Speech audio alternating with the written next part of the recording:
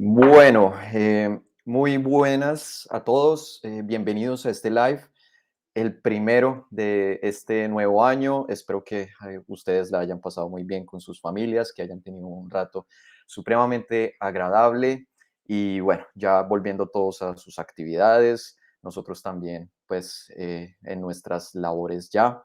Y bueno, hoy traemos un tema muy interesante, un tema muy importante y que creo que es un tema por el cual nos preguntan bastante a los nutricionistas en consulta, sobre todo pues a aquellas personas o aquellos nutricionistas mejor que realizan consulta de nutrición infantil. Hoy traigo una invitada muy especial, una persona que sabe muchísimo sobre todo el tema de alimentación infantil y bueno, quiero que ustedes tengan la oportunidad de preguntarle lo que necesiten saber al respecto, porque sabemos que la alimentación infantil es algo difícil, sobre todo cuando se trata de padres primerizos. Me disculpo por la hora en la que iniciamos el live, tuvimos algunos inconvenientes con la plataforma que estamos usando y que, bueno, es nueva y bueno, pero bueno, ya estamos en vivo. Espero que podamos, no, es decir, que no tengamos inconvenientes al respecto. Recuerden que pueden dejar todas las preguntas en las cajas de comentarios dependiendo de la plataforma. Y bueno, ya empezamos. Con nosotros está Mónica Olarte. Como les decía, es una persona que sabe bastante sobre el tema de nutrición infantil y bueno, es la persona que elegí para este live y que quiero que nos cuente mucho más sobre su trayectoria, sobre su experiencia profesional. Y bueno, ya después iremos entrando en materia. Hola, Mónica, ¿cómo estás? Hola, ¿cómo estás, Juan Camilo? ¿Cómo estás? ¿Cómo va todo? Muy bien, Arrancando el gracias. año. También es mi primer live del año. Súper, súper. Cuéntanos quién es Mónica Olarte y cuéntanos acerca de tu experiencia. Bueno, yo soy nutricionista el de la Universidad Javeriana, colombiana. Cuando me gradué realmente no tenía mucha idea de qué línea iba a tomar. De hecho, cuando me gradué, de nada me sirvió la práctica que tomamos en el último semestre porque quedé más perdida de lo que ya estaba. Pero pasó algo en mi vida que no tenía planeado, que jamás pensé que fuera a suceder antes de los 30. Pero quedé en embarazo. Yo quedé en embarazo justo, casi que para el grado yo tenía unas 4 o 5 semanas de embarazo. Entonces, obviamente, eso le cambia a uno mucho las perspectivas de lo que tiene que hacer, de los planes, de todo. Y a mí me entró, o sea, dio la casualidad que tuve mi primer trabajo y al mismo tiempo tuve que arrancar el proceso de maternar y del embarazo y de todo eso. Y mi primer trabajo fue con primera infancia. Yo tomé el primer trabajo que salió, cualquiera, sin pensarlo, porque obviamente necesitaba sustento, entonces tomé cualquier cosa. Trabajé con primera infancia y con embarazadas. Fue muy chistoso porque justo me salió eso de primer trabajo. Y me Ujú. di cuenta de que yo no sabía nada de lactancia. O sea, yo me di cuenta que nada de lo que me habían enseñado en la universidad servía en la práctica. O sea, que todo era teórico y nos habían enseñado cosas que finalmente en el día a día no servían de nada. Entonces ahí tomé mi primera formación después de graduada, que fue una certificación como consejera de lactancia materna. Y ahí vi un poco de tema de alimentación complementaria, pero no fue mucho tema, pero bueno, me quedó como gustando, me llamó la atención. También era un cambio muy diferente a lo que nos habían enseñado en la teoría, que nos habían enseñado unas cosas súper estructuradas de tal edad le das esto, tal edad le das esto, y en esa certificación pues me cambiaron todo y me quedó mucho pues gustando el tema. Después ya cuando tuve que lactar, mi hija estuvo en UCI neonatal, entonces terminé yo siendo consejera de lactancia de todas las otras mamás que estaban en la UCI y me quedó gustando, encontré como una pasión en un tema que jamás pensé porque yo odiaba el tema de la lactancia en la universidad. Me conecté con lo que eran los bebés, los niños y decidí hacer mi máster en nutrición clínica infantil. Lo hice online, pero pues bueno, aprendí demasiado, sobre todo de temas de alergias, de temas de obesidad infantil, de temas de la complementaria, bueno, y ahí voy aprendiendo poco a poco. Trabajo en el día a día con padres, tanto preparándolos para la complementaria, en la prevención, como también en padres desesperados que están al borde del llanto y la desesperación porque sus hijos no comen lo que nos han enseñado que deberían comer un niño. Súper interesante, Mónica, y bueno, gracias por compartir tu experiencia. Sí, la nutrición infantil creo que tiene muchos aristas, ¿no? Está desde el tema de la lactancia, está después todo el tema de la alimentación complementaria, después está pues toda esa etapa que va después de la alimentación complementaria, que bueno, ya es la alimentación del niño como tal y esa transición de pronto a esa dieta que pues llevan también los padres en casa. Y bueno, es un tema que es bastante interesante y bueno, no solo todo el tema de pronto los niños que están de pronto en una unidad de cuidado intensivo, que claro, todo el tema nutricional va a cambiar, de pronto si tienes soporte nutricional, alguna vía enteral, una vía parenteral, bueno, etcétera, etcétera. Pero en consulta, pues más que todo yo creo que nosotros recibimos, pues por obvias razones, pues niños en su mayoría sanos, pero los papás siempre tienen bastantes preguntas porque, como decía cuando iniciamos el live, es un tema que, sobre todo para padres primerizos, es muy difícil. Cuéntame, ¿cómo es eso de ser nutricionista y mamá? ¿Tú crees que de pronto aplicar los conceptos que uno aprende en la universidad ya al tema, pues, personal y al tema de un hijo propio, ¿en qué cambia? Cuéntanos esa experiencia ya como más puntual y bueno, tú ya estás, ya pasaste por la complementaria, ya me imagino que ya vas un poco más avanzada, entonces ya tienes todo el tema de lactancia, más todo el tema de la complementaria, más todo el tema que va posterior a esas etapas. Cuéntanos un poco cómo ha sido ese tema y cómo de pronto se compara con todo lo que hemos visto o lo que vimos, mejor dicho, en la universidad. Bueno, pues digamos que al ser mamá es como cuando uno de pronto, no sé, de pronto le gusta lo renal y de repente un familiar es paciente renal y ya te toca pasar de la teoría a la práctica. Exactamente Ujú. sucede cuando eres mamá y pasas de la teoría de la nutrición infantil a la práctica. Siento yo que nos permite ponernos unas gafas más de empatía con los papás, porque nosotros, a pesar de que en la universidad nos enseñen a intentar ser comprensivos, tenemos, por ejemplo, muy tatuado el tema de no azúcar, el tema de no dulces, tenemos como muy tatuado eso porque sabemos que la evidencia científica nos dice, a ver, es que si le das dulce, no. Pero claro, cuando tú ya estás en el día a día, en la practicidad, en ser mamá y que a veces no es tan sencillo pegarte todo, nos da mucha empatía, empatía de sentir como, bueno, yo sé que no es tan fácil, pero es lograble. O sea, digamos que ese decirle a la mamá o al papá como yo te entiendo y estoy en tu lugar, por ejemplo, para mí, mi hija como fue prematura, la complementaria fue un reto tremendo porque las habilidades que tenían otros niños, que eran mis propios pacientes, mi hija no las tenía.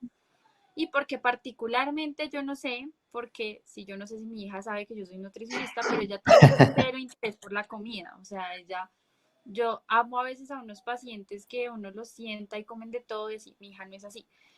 Y eso que yo he aplicado las herramientas y todo, entonces yo sé y conozco cuando es la desesperación de saber de que tú no lo estás haciendo mal como papá, que estás poniendo lo mejor de ti, pero que tu hijo es que no le gusta, no le gusta y no le gusta. Entonces, primero me vuelvo muy recursiva, entonces yo creo que día a día, a veces algunas herramientas, obviamente yo leo muchos artículos y de todo, pero hay ciertas herramientas que son un poco más de lo que me ha servido a mí, obviamente sin salirme de la ciencia, pero son herramientas que me han servido ahí y las he construido con mis pacientes. O sea, yo siento que las gafas de la empatía te las pones en un 100%. Y es que a mí me llegan muchas personas que están frustradas de los nutricionistas, frustradas, porque están buscando a alguien que sea nutricionista y mamá.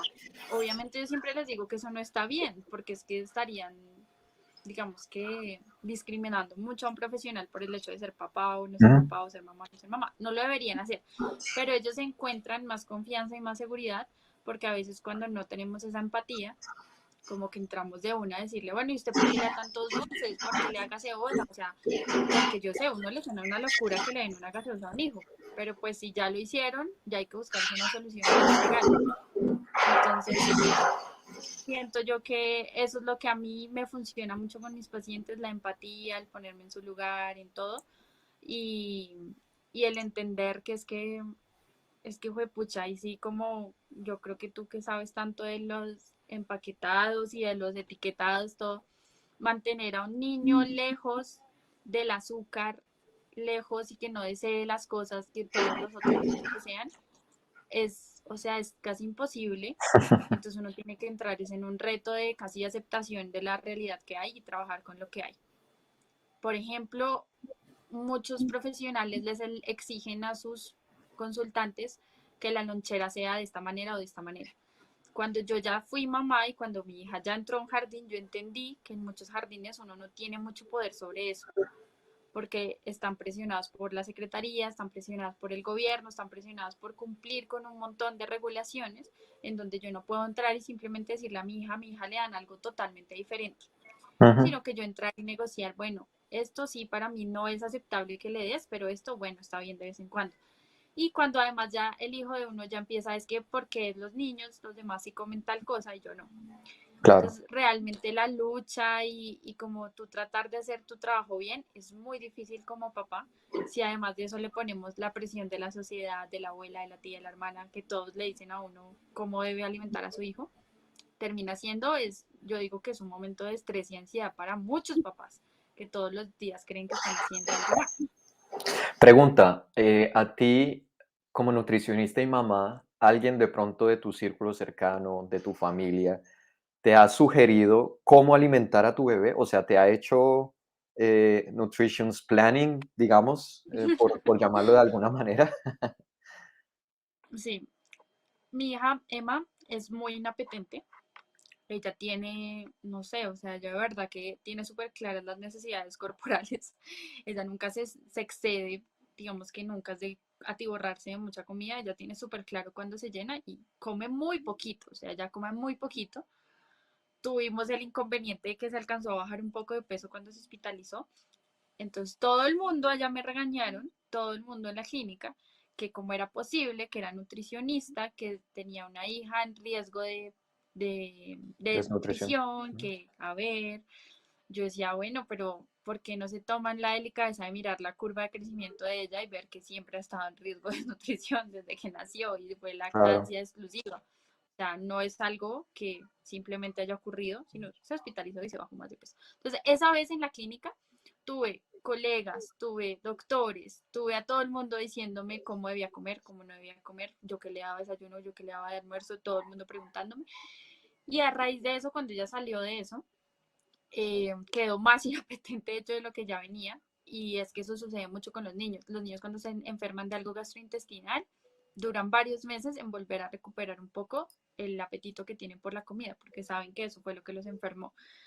Entonces, más inapetente quedó y mi familia todas son como, dale cremas, las cremas sí le van a gustar, dale sopas, dale esto, dale esto. Es que eso no le gusta porque todo el mundo me lo dice y eso que soy nutricionista, eso que tengo una cuenta, eso que, de hecho, yo tengo un tío que es muy odioso conmigo y todo el tiempo me dice como, uy, usted es nutricionista y no sabe alimentar a su hija. Y entonces es súper retador porque uno es tratando de validar su profesión, va tratando de validar su maternidad, tratando de validar todo frente a un montón de gente. Y por eso yo entiendo tanto a mis consultantes. O sea, por eso tantas veces que una mamá llega desesperada, yo lo primero que le digo es como, cálmate tú. Porque si no estamos calmados nosotros, jamás vamos a lograr alimentar bien a un hijo. Y yo claro. misma me he dado cuenta de eso, porque yo a veces me estreso y cuando me estreso porque hice algo con todo el amor del universo y ya no lo quiere probar, yo como que le transmito esa ansiedad y ella no come. Y a veces yo no estoy en ese momento en la mesa o me ocupé de algo y ese día comió súper bien cuando alguien más le da. Entonces yo ya sé que yo también le transfiero un poco de ansiedad y cuando los padres entienden eso y le bajan a la ansiedad, eso, se logran unos resultados muy buenos. Súper, súper. Sí, muy interesante tu experiencia, me parece fabulosa.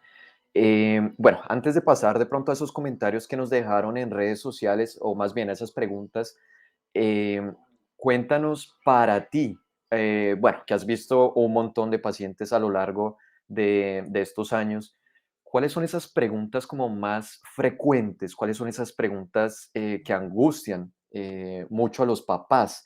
Y bueno, sobre todo, claro, a los papás que son de pronto primerizos. ¿Cuáles son esas interrogantes que más recibes en consulta? Bueno, yo creo que depende un poco de la edad, porque, por ejemplo, a los 6 meses, obviamente, y no solo la pregunta en mi consulta, sino en todas las consultas de los nutricionistas cuando atienden a un bebé como esa edad, es cómo iniciar la complementaria, cómo Ujú. arrancar, cómo se hace, qué alimentos dar, qué alimentos no dar. Eso no sé por qué, pero estresa demasiado a la gente. Y a veces buscan hasta 5, 6, 7 fuentes de información antes de arrancar la alimentación.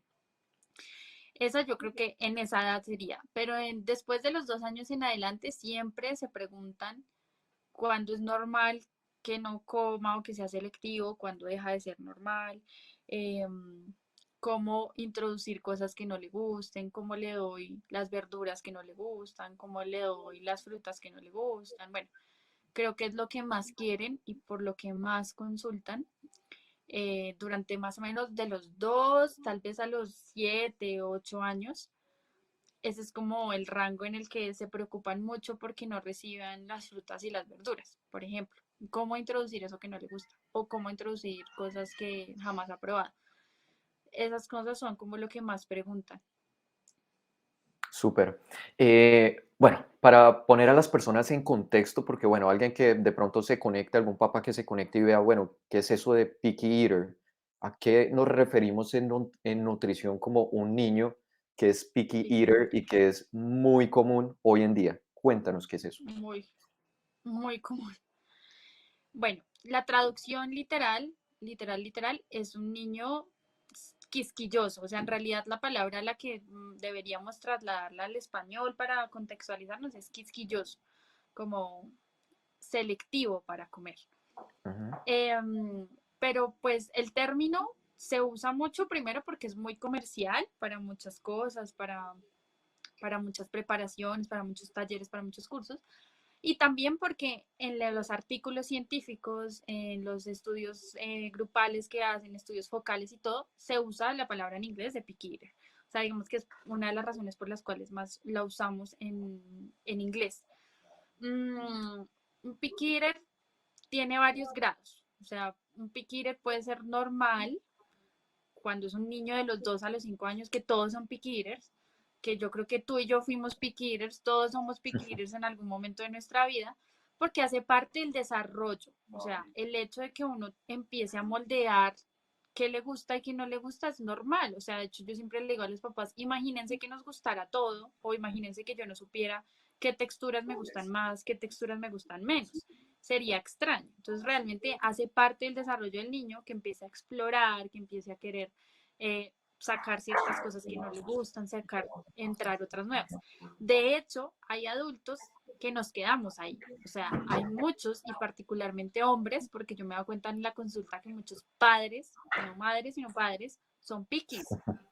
Y ya, es que sí. normalmente a los papás, a los hombres en general, digamos que en su infancia y en todo, no les exigen tanto que se coman las cosas que no les gustan o si les gustan, como de pronto a uno de niña. No sé por qué es la cosa, pero son papás que, si ustedes lo imaginan, hay muchos hombres que odian las verduras, que no salen de la carne asada, de las papas y el arroz, y son Ujú. súper apegados a lo que comen y sacarlos de ahí es difícil. Eso es un picky eater, o sea, hay un montón de adultos picky eaters. Entonces, hasta ese punto es normal, digamos que es normal tener gustos, pero un picky eater empieza a salirse de lo normal cuando, por ejemplo, recibe menos de 15 alimentos, cuando, por ejemplo, empieza a ser un momento de estrés y profunda ansiedad para la familia al momento de comer, o cuando empieza a sacar ya grupos de alimentos por completo. O sea, es decir, yo digo, mi hijo no come ni una verdura. Eso ya es un problema, porque ya es un picky eater que ya se sale de lo normal. Entonces, ser picky eater es normal, hace parte del desarrollo del niño, pero si yo como padre empiezo a flexibilizarme mucho y hacer lo que, pues hay muchas personas en temas de crianza positiva y cosas que llaman ser un padre excesivamente permisivo, que es la razón realmente por la cual ahora hay tantos picky eaters, es porque hay muchos padres permisivos. Cuando yo soy permisivo, empiezo, ok, listo, mi hijo solo quiere desayunar todos los días salchicha y pan. Que mi hijo todos los días al almuerzo solo quiere pasta y queso. Y yo mismo me encargo de, digamos, de perpetuar que sea picky eater, porque voy acortando la lista a los alimentos seguros y me quedo yo ahí como padre. Entonces me quedo Ujú. con 10 alimentos que son los que recibe mi hijo. Son los niños que no salen de ahí. Ok, listo. Sí, es bastante interesante el tema porque la alimentación infantil tiene absolutamente todo que ver con los hábitos de los papás. Em, y resulta, y es muy chistoso porque yo lo vivo en consulta, cuando llegan los papás súper angustiados que porque los niños no comen verduras. Y claro, la primera pregunta que se me ocurre es, bueno, papá, ¿y usted Se come mismo verdura. come verduras? No, muy de vez en cuando. Ah, bueno, entonces usted, si usted no da ejemplo, pues ¿cómo espera que el niño pues tome verduras? Es decir, todo empieza absolutamente por casa. Entonces, y bueno, lo que tú mencionas, si en casa de pronto la dieta no es muy variada, pues después cuando voy a introducir un alimento nuevo, pues le va a costar al niño. Es decir, si no salen de esos 10 alimentos, 15 que tú mencionas, pues las cosas se van a ir complicando y ahí vienen las consecuencias, ¿sí? Ujú. Am, bueno, Mónica, una pregunta muy importante que siempre hacen las personas y está relacionado con el tema de, bueno, ¿cuándo deberíamos de pronto de preocuparnos porque el niño no come? Porque esa es, mejor dicho, yo creo que es otra de Una las pregunta. preguntas que nos hacen todo el tiempo en consulta y resulta que es que los niños no siempre tienen el mismo apetito. Es decir, los niños son como nosotros los adultos. Nosotros los adultos un día, mejor dicho, nos estamos que nos comemos el mundo y al día siguiente podemos estar inapetentes, de pronto nos saltamos el desayuno, un tiempo de comida que de pronto estemos acostumbrados a hacer y es normal y nosotros no pensamos que los niños, mejor dicho, ellos son Sean adultos así. chiquiticos en ese sentido, Sí. ¿no? Cuéntanos cuándo deberíamos de pronto, o de pronto si hay como algunas señales de alerta quizás, cuando de pronto el niño no está comiendo o lleva muchos días ya de pronto que no está comiendo bien, de pronto ya sí se une eso a algunos síntomas, algunos signos. Cuéntanos cuándo ya es un problema y de pronto hay que de una vez consultar pediatría. Bueno, yo siempre manejo para eso como 3 signos de alarma. El último ya es como, ya tienes que ir a pedir ayuda, pero los 2 primeros son como unos primeros signitos, pues. Si lleva más de 2 semanas, de verdad, eliminando un tiempo de comida por completo, o sea, que no existe ya ese tiempo de comida, no cuenta que picó cosas. ¿Por qué? Porque es que los papás porque yo me incluyo ahí, somos súper exagerados. Entonces comió 2 cucharadas y alguien me pregunta, ¿comió algo? Y yo digo, no comió nada. Porque Ya. uno es exagerado. Uno Ujú. tiene unas expectativas en la cabeza y si no las cumple, para uno no comió nada. Entonces, siempre, bueno, la primera tarea para identificar realmente si hay un problema o no, lleven un diario, porque los diarios sí son, digamos que objetivos, lleven un diario por una semana.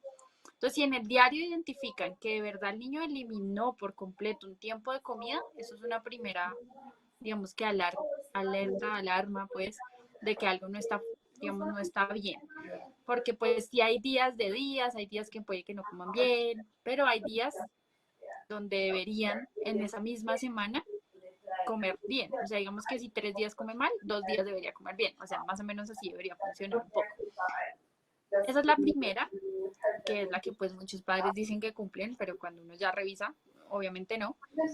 La segunda es cuando empiezan a ser como, como quisquillosos de no comer ciertas texturas específicas. ¿Por qué? Porque yo puedo tener niños que comen bien, pero que comen solo arroz, por ejemplo, solo arroz, galletas y papa. Y pues obviamente tener una dieta base de carbohidratos no está bien. Entonces, el no consumir o que la inapetencia sea de un grupo específico de alimentos como la proteína, las verduras o las frutas, también es un signo de alarma. También quiere decir que algo va mal. Y obviamente el último, y el que ahí sí te contesto, es de nutricionista que trabajé en EPS, es de nutricionista que trabajé en clínica, pues peso y talla. Si el peso no va para las curvas, si la talla no va para la curva, algo está pasando. Especialmente la talla. ¿Por qué? Porque hay niños y en la infancia pasa mucho que medio se enferman, les sale un diente, tienen una pérdida de peso bajita, pero lo recuperan, tienen pérdida de peso bajita y lo recuperan.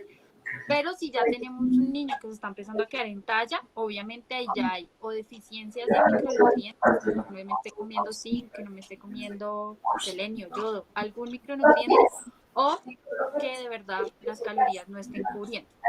Eso realmente es raro, o sea, cuando uno se va en el día a día de los consultantes, no es común. Pasa, pero no es común. Listo.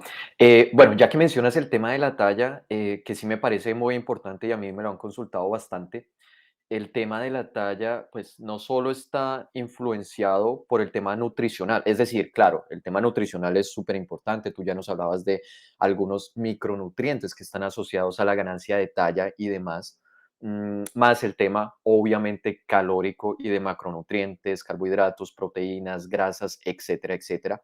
Pero también es muy importante pues mirar otros factores. ¿Qué otros factores son importantes? Por ejemplo, la talla de los padres, porque bueno, llegan a consulta y dicen, mire, es que mi hijo se está quedando de pronto bajito y uno mira a los papás y son papás que son la mamá 1,50 y el papá 1,50 y tantos, 1,60 y uno dice, bueno, pero a ver, bueno, eso normalmente en niños un poco más grandes. ¿Qué otros Sí, factores son también importantes de mencionar? Por ejemplo, bueno, también tiene que ver a las cuántas semanas, por ejemplo, em, nació. nació. Entonces, cuéntanos un poco más de ese tema que también es muy común en consulta. Bueno, ese que ahorita me mencionaste, el tema de a las cuántas semanas nació, porque es súper importante siempre recordarles que el peso se recupera, la talla no se recupera. Ujú, El peso, si yo tengo un niño en desnutrición por peso, yo con una buena terapia, con uso de suplemento de pronto, lo recupero y bueno, llega a un buen peso.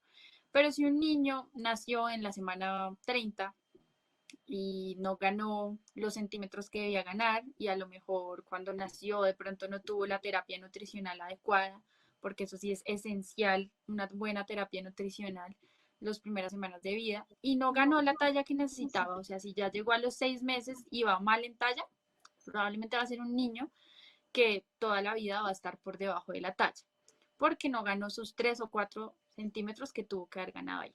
No pasa siempre, según los artículos científicos y los endocrinos dicen que un niño puede llegar a montarse a la curva hasta los 2 años de vida. Pero si a los 2 años de vida no se montó a la curva, no logró recuperar esa talla que tenía que recuperar el primer más o menos año, que es cuando crecen full harto, eh, ya quedó con ese retraso en talla. O sea, es muy probable que llegue a una adolescencia, a una infancia y jamás llegue digamos que a su potencial de la talla. Y eso pasa pues toda la infancia. Si mi hijo se hospitalizó cuando tenía 10 meses y duró un mes, va, digamos que con diarrea y no ganó la talla que tenía que ganar, es muy probable que esos 2 o 3 centímetros ya no los vaya a ganar bien. O sea, se puede, sí, pero es complejo, es difícil. Esa es una de las, digamos, de las cosas. Hay que tener en cuenta que el primer año crecen mucho. Si uno no aprovecha ese primer año y no los alimenta bien, no, digamos que no se cuidan en los momentos en que se enferman y todo, puede que vayan a tener pues una bajita talla. El tema genético, pues sí, obviamente es súper importante. Según la OMS, todos tenemos el mismo potencial de crecimiento. Según la OMS, todos tenemos. Pero en el día a día, y obviamente uno ve en la práctica, y los endocrinos, de hecho, en los artículos, ellos sí mencionan que obviamente el potencial de crecimiento también va a depender de la genética. O sea, no depende solo de lo que comas y de dónde pongas y ujú, todo. Y por último, hace poco leí un artículo que hablaba de que el ambiente en el que crezcas la cantidad de contaminantes que haya, de toxinas que haya, de químicos que haya, también determina el potencial de tu crecimiento. Entonces, por ejemplo, si tú creces en un lugar que es súper al aire libre, natural, además vas a hacer más actividad porque sales más y todo, es más probable que crezcas más que cuando vives en un ambiente donde hay más contaminación, donde hay más toxinas, donde hay más de todo, porque además día a día se está descubriendo más que, por ejemplo, compuestos que están en los plásticos, como en el champú, en el jabón, todo lo que usamos de plásticos, están alterando los crecimientos de los niños.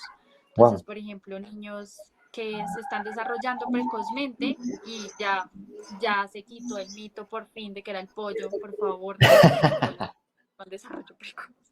No es el pollo, no es la carne, no es el huevo, no son las hormonas que le agreguen a nada, pero sí son los químicos que haya en jabones, en champús, en colonias, en todo lo que ponemos a exponer a los niños, los teteros que tengan BPA, todo eso sí tiene un potencial, digamos que disruptor hormonal. Entonces también la cantidad de químicos en la que esté expuesto un niño también le va a determinar crecimiento. Súper, mira que aquí la colega Angie Reina nos hace una pregunta interesante, la voy a poner en pantalla, ¿la puedes ver? Sí, Dice, ¿hasta hasta qué qué punto punto. es normal decir que un niño es de bajo peso por indicador peso para la talla, por constitución o genética de los padres, si el niño come bien y es menor de 5 años? Es una pregunta súper interesante. Yo hace poco, de hecho, leí un artículo que hablaba de niños que se llamaban delgados saludables, que básicamente son eso, que están siempre en un rango que para la OMS, recordemos que es que también la clasificación que usamos nosotros es de la Organización Mundial de la Salud, porque en Colombia no hay artículos Ujú. específicos, pero hay países donde se han hecho estudios de la Constitución, donde se han dicho, es que ese corte de la OMS está muy por encima de lo que es nuestra Constitución como país. Entonces, un delgado saludable, en el artículo hablaban que era que comía bien, incluía sus 5 grupos, cubría sus requerimientos calóricos, hacía actividad física, entonces digamos que cumplía con ese también gasto calórico que deberían tener los niños, que ustedes saben que debería ser más de 1 hora de actividad física al día, pero que sin embargo mantenía una composición un poco más magra. Eso es lo Ya. importante, que son niños que son bastante magros. Mm. Entonces, pues digamos que uno puede llamarlo que es un delgado saludable. Para mi consulta, para mí que esté en riesgo, si está por encima de, digamos que de -1.5, si está en -1.2, -1.3, obviamente es un riesgo, obviamente hay que echarle ojo. Por ejemplo, yo les digo que fortifiquen un poco la alimentación de manera saludable, pero yo no le pego así mucha atención, así como alarma, alarma, alarma, alarma, sobre todo si el niño viene en ese carril siempre. O sea, si yo tengo un niño que siempre está en -1.3, -1.4, pues yo ya sé que eso es como el carril en el que maneja. Pero si está por debajo de -1.5, ahí sí yo, por ejemplo, no lo considero tan normal, porque ya está muy para abajo y uno le tiene que explicar a un papá que si se enferma, que si le da gripa, que si le da diarrea, cae la desnutrición de uno.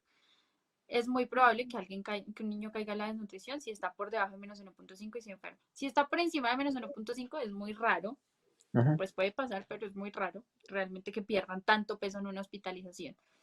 Pero Súper. sí, es que sería muy interesante un estudio realmente en Colombia que nos dijera, según los parámetros de la OMS, qué tan cercanos estamos nosotros en constitución y en talla, porque también hay muchos niños en Colombia que para las gráficas de la OMS están en retraso en talla, pero pues que no, uno no los ve tan terrible, o sea, uno los ve que comen bien, que hacen actividad física y todo, pero no cumplen esos parámetros de talla, sobre todo cuando entran a la adolescencia.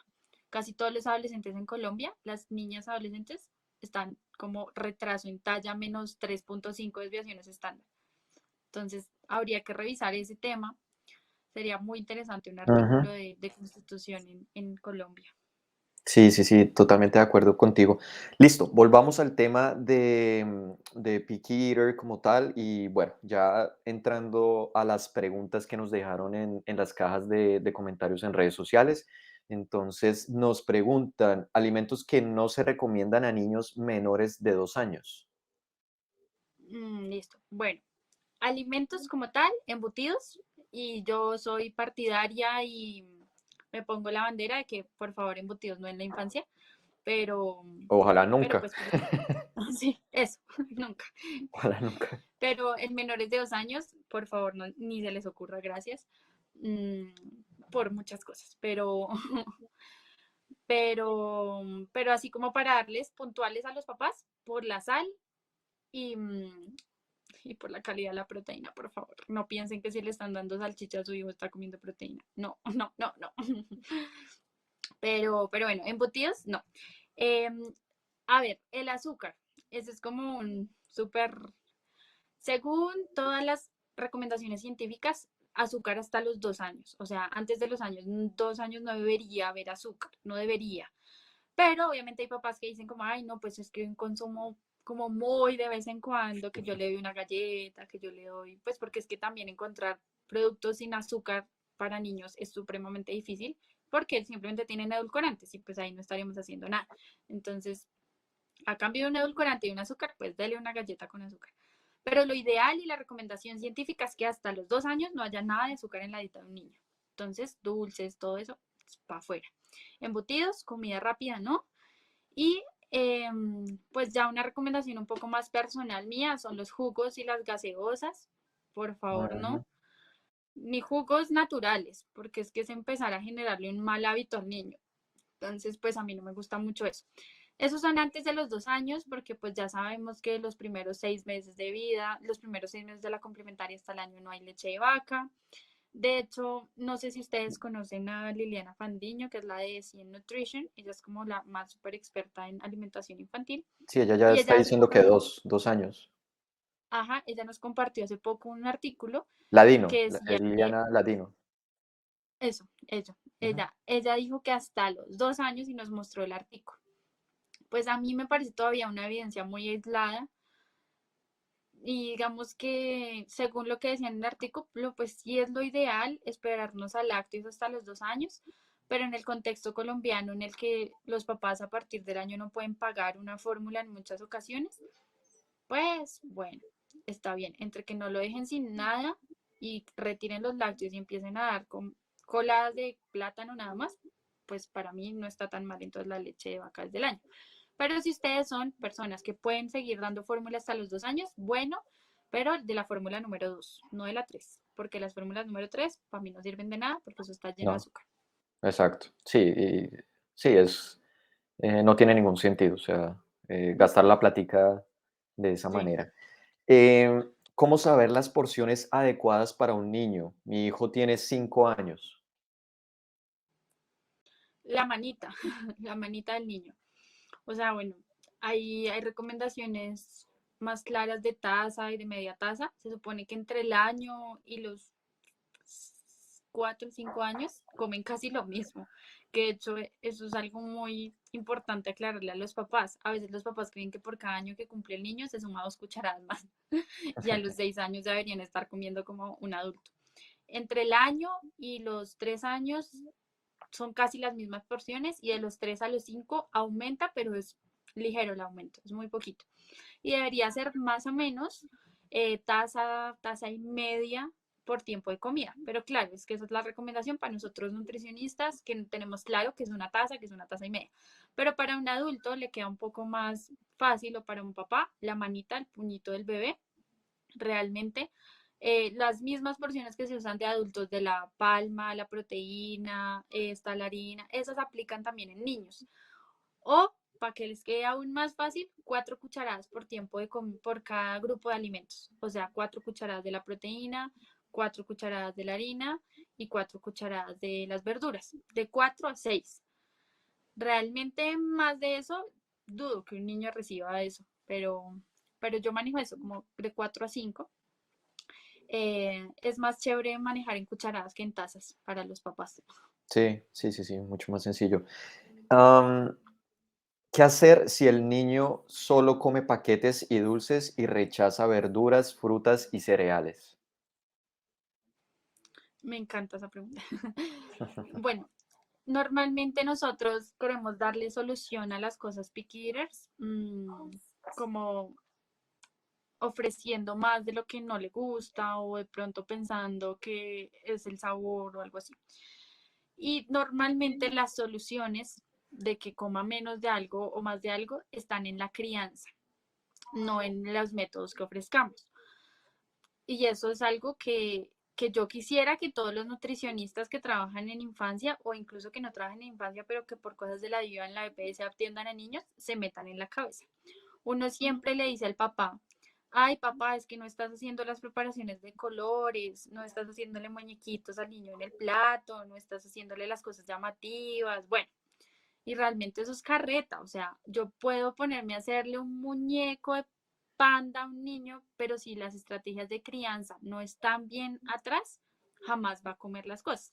Entonces, ¿por qué un niño suele comer más paquetes dulces y gaseosas? Normalmente es porque yo como papá lo restringo o le he dicho lenguaje al niño, eso es malo para ti, eso no te hace bien, comer mucho de eso está mal. Etiquetar la alimentación desde chiquitos es lo peor que podemos hacer, o sea, digamos que perpetúa el problema.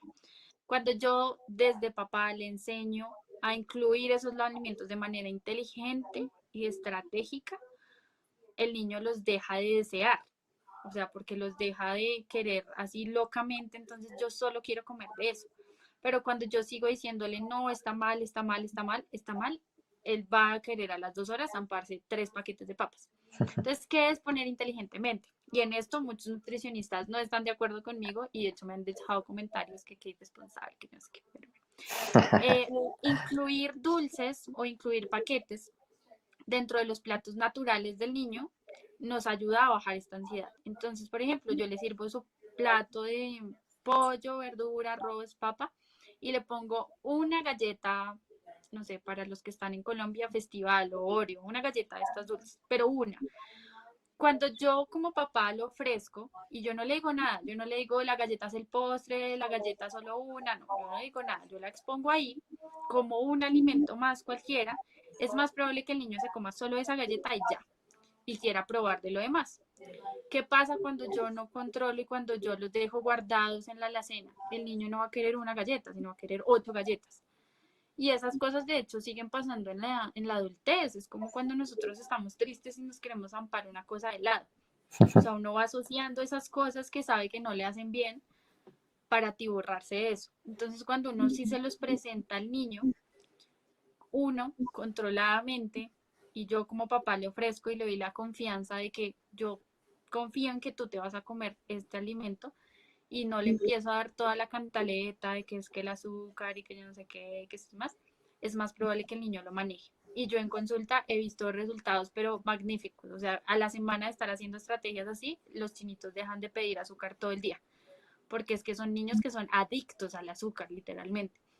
Y la adicción se ha generado desde que yo prohíbo y prohíbo y prohíbo y prohíbo ese grupo. Entonces, cuando yo incluyo ese grupo de alimentos de manera un poco más estratégica e inteligente para mí, termino teniendo mejores resultados. Y de hecho hay estudios de eso, porque hace poco, o sea, yo empecé a ver esa estrategia en una nutricionista australiana y un día le escribí como, oye, me compartes los artículos, porque hasta yo era escéptica, yo decía, ¿cómo le sirve un vasito de helado al niño con la comida? Está loca. Y cuando me compartió los artículos y todo, yo dije, bueno, sí, ya, si es un grupo focal y si tuvieron resultados, pues debe ser verdad.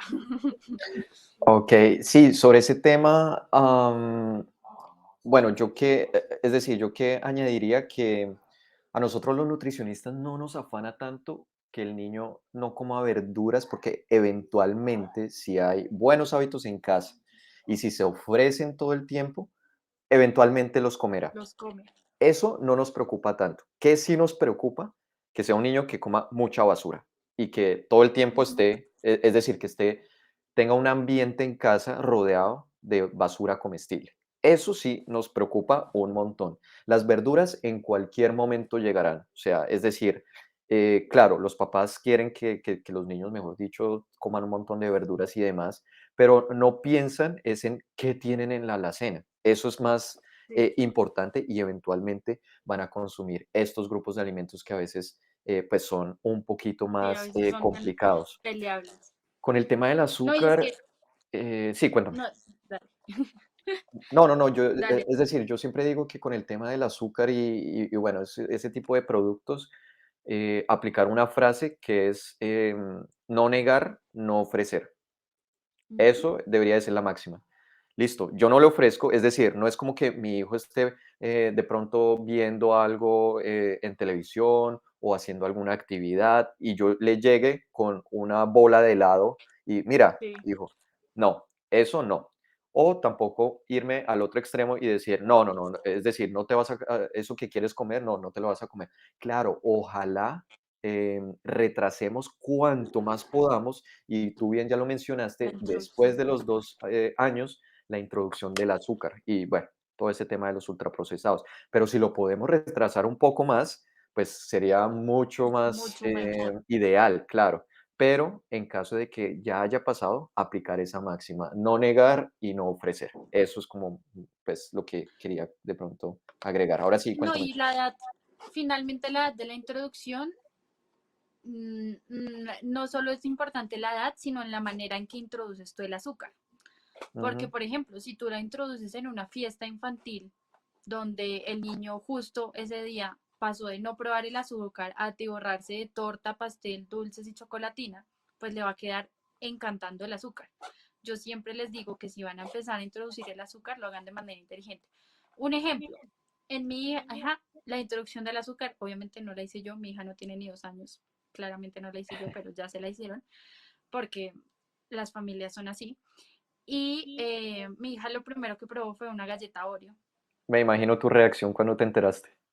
Me enloquecí un poco, pero entonces yo si empiezo ya a dar pues la cantaleta y todo, le va a empezar a gustar más. Y hoy en día, o sea, sus primeras veces que se la daban, ella se comía como 3 galletas de ese paquete y era como loca y encantada y todo. Pero entonces yo decidí como no, voy a hacerlo como lo hago con mis consultantes, pues si ella quiere no le voy a decir que no, pero, ajá, y hoy en día no le gustan y las superamos. Wow, Y ella la fabuloso. puede ver y no le encantan. Y esos cambios tengo, pues, o sea, obviamente mi testimonio, pero sí miles de testimonios donde los papás cuando empiezan a aplicar este tema, primero, lo de no ofrecer, no negar, y si vamos a ofrecer, ofrecer de manera inteligente. Hay niños que uno les sirve el plato de comida y les pone al lado la bolita de helado y se comen 2 cucharadas de la bolita de helado y ya para afuera. Y ya como que deja de ser esa presión y ese alimento que, Dios mío, yo ya sé que me va a hacer demasiado Ujú, feliz, porque es que nosotros los papás somos muy chistosos, prohibimos algo y cuando cumplen años se los damos. Entonces es algo como confuso. Te contradictorio, claro. premio con algo que te digo que está mal. O sea, no hay nada más loco que le digas a tu hijo eso, que vivas todos los días de la vida diciéndole que el azúcar te va a hacer mal, te va a hacer doler la panza y todo, y cumpleaños y tú le das una torta llena de azúcar. A ver, ahí sí, ¿quién le Cierto. cree? O sea, ahí sí cualquiera queda confundido. Y mira, algo muy gracioso y que también uno ve mucho en consulta, y bueno, no tanto en consulta, es más como en la vida real. Cuando, porque por alguna razón nosotros creemos que un niño, por ser niño, como que no entiende muchas cosas. Y resulta que ellos son más inteligentes a veces que nosotros los adultos en algunos escenarios. Me explico. Por ejemplo, cuando nosotros le decimos a un niño, em, hijo, cómete estas verduras porque mira, son las de Popeye, te van a hacer crecer un montón, vas a ser grandote, vas a tener un montón de fuerza. Bueno, lo comparan hasta con los, de pronto, superhéroes o todo lo que le guste. Cuando a un niño se le dice eso, el niño va a decir, ve, ¿y por qué cuando me ofrecen, no sé, un helado o cuando me ofrecen algo que pues es de sabor, digamos, muy agradable y demás, un paquete o lo que sea, no me dicen eso? ¿Por qué me lo dicen? Es cuando me ofrecen algo totalmente diferente, debe ser porque eso no me va a gustar. Y Ujú. eso acaba en que no lo prueban, en que, mejor dicho, no lo consumen. Entonces, Sí. papás, dejemos de usar esa estrategia de, esto es delicioso y, uy, no, esto, mejor dicho, es lo más rico que yo he probado en mi vida, porque los niños son más inteligentes que nosotros en muchos escenarios. Así que esa Ujú. estrategia mandada a recoger. Pregunta, ¿cuál debería de ser el aporte principal en la dieta de un bebé de 2 a 3 años? Perdón, de 1 a 2 años. Principal, o sea, No, principal ninguno, equilibrado de todos los grupos de alimentos. Ya un niño a esa edad ya debe estar comiendo de todos los grupos de alimentos e importante aclarar en las texturas de los adultos, que a Ujú. veces un niño todavía a los 2 años le están dando cremas, no, ya afuera, a los de ya a los 2 años ya debe estar comiendo las mismas presentaciones, los mismos alimentos y todo lo mismo que el adulto. A los 2 años lo que le sirvan a su hijo, se lo comen ustedes. No le van a empezar a eso a servir el plato específico del niño porque a esa edad él ya se da cuenta. Exacto. Perfecto. ¿Qué hacer si mi bebé desprecia la comida que antes comía con satisfacción? Es normal porque, bueno, cuando nosotros arrancamos la complementaria, nos acostumbramos a que el niño recibe todo, porque el niño todo lo que prueba, pues le parece llamativo, es algo que no ha probado nunca, es un juego nuevo, entonces todo lo come. Y cuando cumplen el año o al año y medio, los 2 años, deja de comer todo lo que comía. Entonces es normal porque hace parte de que está moldeando sus gustos. Lo importante y la responsabilidad de uno como padre es seguir ofreciendo todos los alimentos, porque tú como padre no puedes controlar lo que él reciba o no reciba, o lo que coma o no coma, pero sí controlas lo que ofreces y no ofreces. Entonces tienes que seguir ofreciendo de todo. Que no le gusta, síguelo ofreciendo y síguelo ofreciendo. Hay niños que necesitan probar 30 veces un alimento antes de saber si le gusta o no le gusta. Fabulosa recomendación. Am, ¿Qué hacer cuando el niño no come la opción ofrecida, pero llora porque tiene hambre? Mm, bueno, muchas veces hay papás que llaman a esto como manipulación, pero realmente no es una manipulación, es que los niños son inteligentes y saben que si lloran, pues obtienen algo.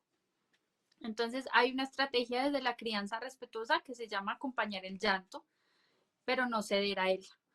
¿Por qué? Porque hay algo como padres y todos tenemos que tener súper claros que para la alimentación lo primero que hay que tener es reglas en la mesa, porque si uno no tiene reglas en la mesa, pues todo se vuelve.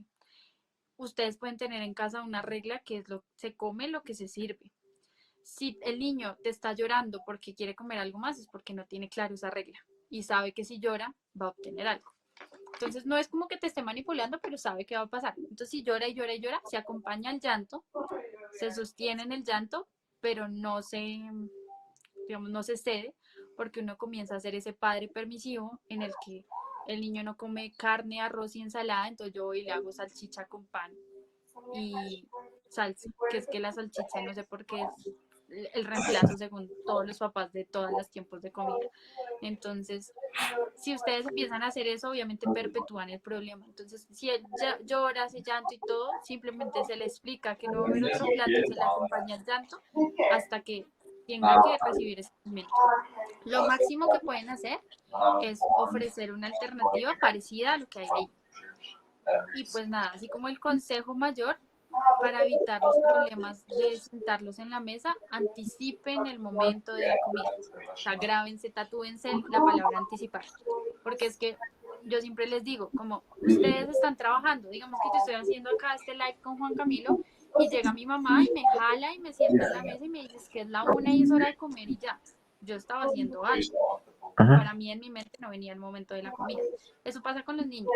Si yo no les digo qué les voy a dar de almuerzo, si yo no le digo a qué le vas a ver, si yo no le digo cómo se llama ese alimento, sino que yo cojo, alzo al chinito, lo pongo en el comedor y le siento con un plato enfrente y él estaba, digamos que jugando, pues obviamente va a llorar, va a pedir que le den otro plato, que le sirvan otra cosa.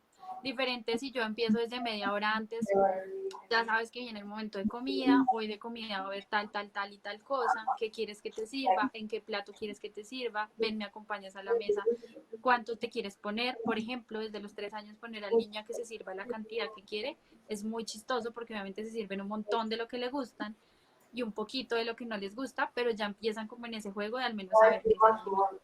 Entonces, si está llorando porque no le gustó lo que le serviste, es porque estamos fallando en todo lo que pudo haber habido antes, en esa anticipación de que viene el momento de comer.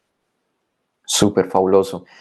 Mm, Recomendaciones para que los niños tengan mejor aceptación por las carnes rojas. Y bueno, aquí yo me voy a meter la cucharada y es que, bueno, los papás tienen muy interiorizado que hay que comer carnes rojas y Sí, bueno, la gente en general tiene interiorizado de que Mejor dicho, las carnes rojas son algo que no puede faltar en nuestra dieta.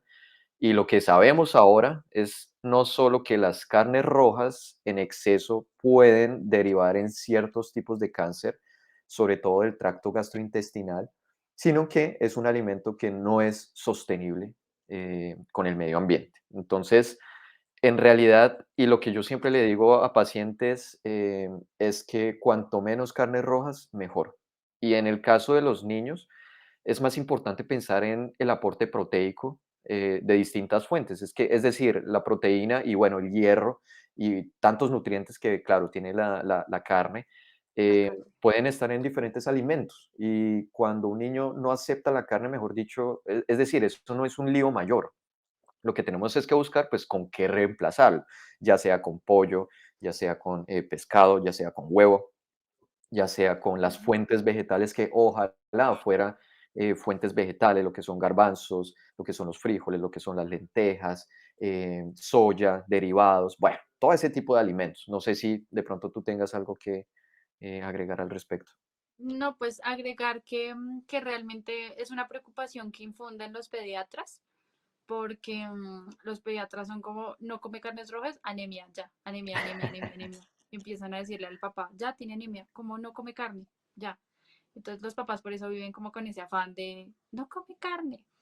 Pero nada, lo que dice Juan Camilo, introducir otras fuentes. De hecho, los niños no son muy amigos de las proteínas animales. O sea, de manera natural suelen rechazar esa textura, no les agrada mucho en boca, no les gusta masticar, porque a pesar Ujú, de que nosotros como adultos ya estemos acostumbrados a masticar, para un niño masticar implica muchos músculos, muchas habilidades neuromotoras que no tienen bien desarrolladas y por eso, digamos, uno ve mucho a un niño mastica y mastica la carne, la saca y la escupe, se cansa, literalmente se aburre de masticar.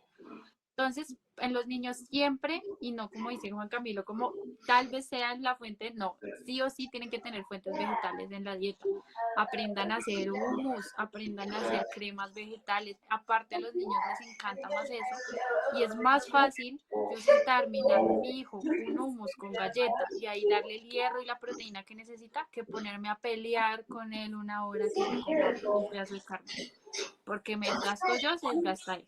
Entonces los niños sí suelen aceptar, de hecho les gusta en sabor más las fuentes vegetales y no son tan necesarias las carnes. O sea, si no recibe carne, de hecho es una opción de que busquen otras cosas. listo, vamos con la última pregunta ya para cerrar, que ya vamos a completar la hora, el tiempo vuela en los en vivo. Sí, Entonces, hola, mi hija no puede consumir bananos, se enferma muy feo, ¿puede ser alérgica? Es interesante esa pregunta. sí. Bueno, en la maestría yo tuve como 3 módulos de alergias y me di cuenta del mundo que era el tema de las alergias alimentarias en los niños. Digamos que hay alergias y hay intolerancias. Sí o sí, siempre que ustedes sospechen de una alergia, deben ir a un alergólogo. O sea, es sí o sí. Es como si yo tuviera, no sé, si yo tengo desnutrición y voy es al pediatra simplemente y no me mandan a nutricionista. Para, o sea, las especialidades existen por algo. ¿Por qué? Porque lo único que te puede decir si es una intolerancia o es una alergia es un alergólogo. Porque si es una alergia, se retira ese alimento y se entra en tratamiento para ver si de pronto pueden hacer una tolerancia algún día, pero si es una intolerancia, solo hay que controlar las porciones del alimento porque digamos que frente a una porción ya grande es que reacciona el cuerpo, si no, no. Pero si es una alergia, se retira el alimento. Ahorita hay una alergia que está empezando a aparecer mucho en el mundo eh, y es alergia a la fructosa y están cada vez más diagnosticándola. Eh, Aquí obviamente cabe que vayan al alergólogo, que vayan al pediatra, no crean eso que dice la tía, la vecina, la abuela, que son como, ay, hoy en día todo el mundo tiene alergias, en mi época se podía comer de todo. Bueno, pero es que en su época no había tantas toxinas, tantos químicos, el sistema inmune funcionaba un poco diferente a como está ahora, que está siempre encendido porque tenemos muchos más estímulos que en aquellas épocas. Entonces, tienen que ir a un alergólogo. Un nutricionista establece un plan, después que el alergólogo ha dado el consejo.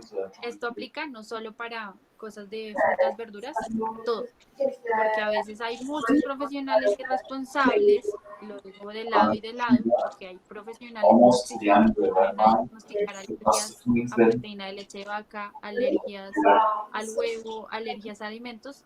El único que puede decir si es una alergia o es una intolerancia es un alergólogo. Entonces, que seamos responsables como nutricionistas también con eso.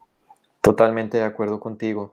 Em, bueno, listo, ya creo que podemos ya empezar a cerrar este tema. Pues es un tema que de verdad daría para, no sé, 100 lives. De cada, digamos, subtema y todo un mundo por hablar.